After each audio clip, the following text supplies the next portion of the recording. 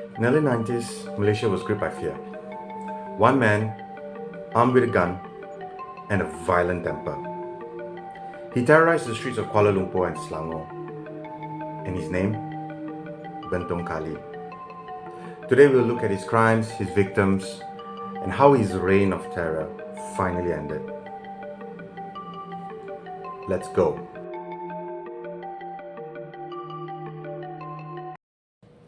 Good day everybody, and welcome to my channel Jars. My name is Alvin. Now picture this, would you? It's your kid's birthday and you've planned out everything. You've gotten the food, you've gotten the cake, you've gotten the music, you've got the guest list, you're just inviting family and some close friends by, and everything is going perfectly.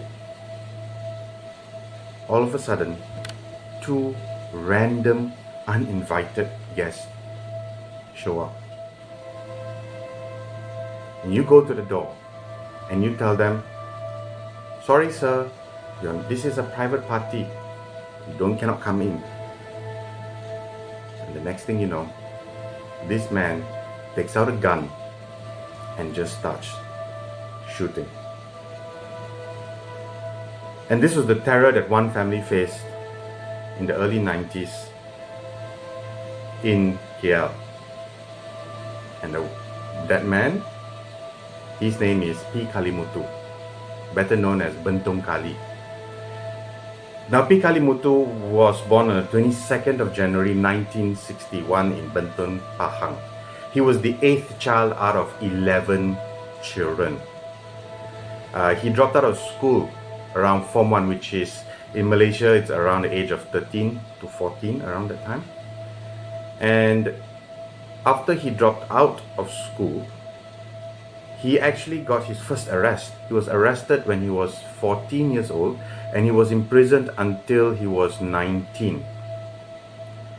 Once he was released, he joined a gang called Gang 04. Now, Gang 04 is a Chinese triad gang that was in Bentong, and Gang 04 actually has his own video separately. If you would like me to do that, please let me know. Of course, he got into drug trafficking, extortion, robbery, a lot of small-scale things, but bad things to begin with. In 1985, he was held under what we call the emergency ordinance, and he was sent to Jereje Island in Penang. So Penang is one of the northern states in Malaysia. He was then placed under restricted residence back in Kuantan, so back in his home state in Kuantan, Pahang. Eventually, he formed his own gang. Some sources say he called it 08. Others actually refer it to Gang 04 Jalan Klang Lama or Old Klang Road. He kept that 04 because of how bad it has notoriety to it. He was operating around KL, which is our capital. There's Selangor, and of course Pahang, which is his home state, especially in Brickfields. So Brickfields is in Kuala Lumpur, and there was Ampang, Segambut, Sungai Way, and Jalan Klang Lama, Old Klang Road. Now, the real issue started with him, or where he really started killing, was actually in 1992. His first rise to infamy was when he shot a bouncer in Caesar Club and SS2. The victim was shot multiple times. Fortunately, he survived, but unfortunately, he was left paralyzed. He went on to murder a few more people, like Mr. V. Lechumanan at the Thai Kasing restaurant in Old Klang Road. During that incident, others were injured too. He murdered another man in Jalan Klang Lama. And this next one shows how unhinged he is. So Mr. K. Mutu was a stall vendor, and he actually was doing what he thought was right. Mr. K. Mutu. So Mr. K. Mutu saw someone just, relieving themselves at a public area, And so Mr. Kemotu walked up to him and said, "Hey, you're not the place to do it." Sadly, Mr. Kemotu was greeted by a gun to the head and he was shot in the face point blank. Sadly, he passed. And if you remember that story I told earlier, it was a children's birthday party where he just came in uninvited and he just shot and killed, murdered 4 innocent people. This really shows how unhinged and how vicious he was. So in all, he is believed to kill 17 people. And everybody lived in fear because there was no rhyme or reason of why he would murder anyone. He would just, when he was angry, he would just kill. So finally, the police launched what we call an Ops Buncit. Now, this was a massive manhunt, over 200 of his personnel looking for him.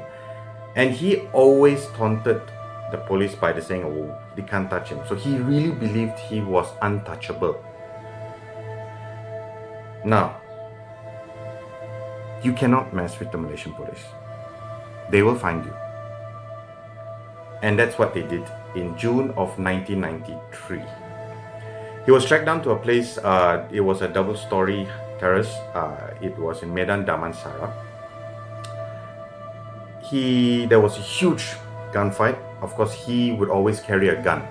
Now, Bentong Kali was very paranoid by that time, so he would always have a gun and he would always have his members with him, so for his protection. And there was a big gunfight between his members and him and the police. After the gunshot, Bentong Kali was gunned down. He was aged 37.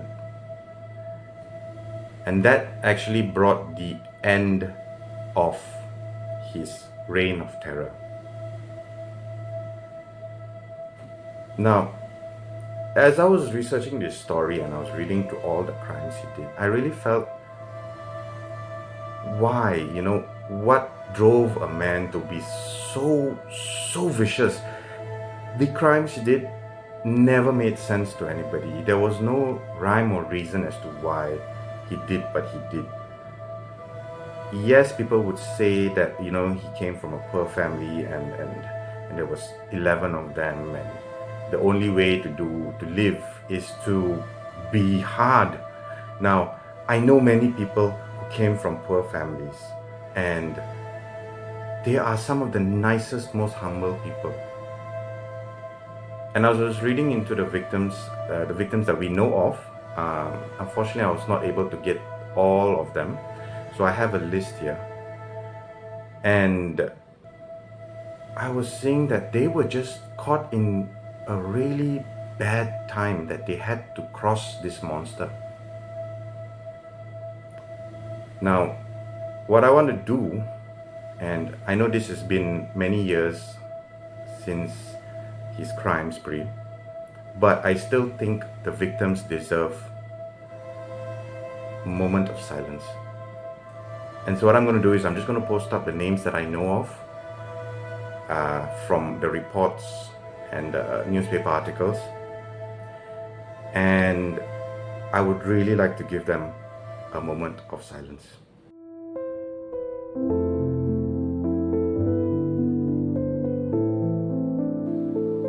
This whole time, Bentong Kali the whole Bentong Kali story is a dark chapter in the Malaysian crime history. It's a huge reminder to everyone, that this kind of violence really, really destroys lives, families, and communities. They were gripped by fear. So, I really took away from this is that people like this can come from anywhere, from any setting. And I really applaud the Malaysian police for finally being able to end this and give the Malaysian people back their peace of mind. So, a big thumbs up to the Malaysian police. Now, if you find this story interesting, well, like, subscribe for more true crime cases from Malaysia. And let me know in the comments which case I should cover next, and should I delve deeper into that case. I really kept quite to the surface of Bentong Kali because his crimes were really brutal, really brutal. So what would you like me to do next? There is Wotachin or Gang 04 as I mentioned earlier. So let me know in the comments. Now thank you very much. Stay random, stay happy, and take care.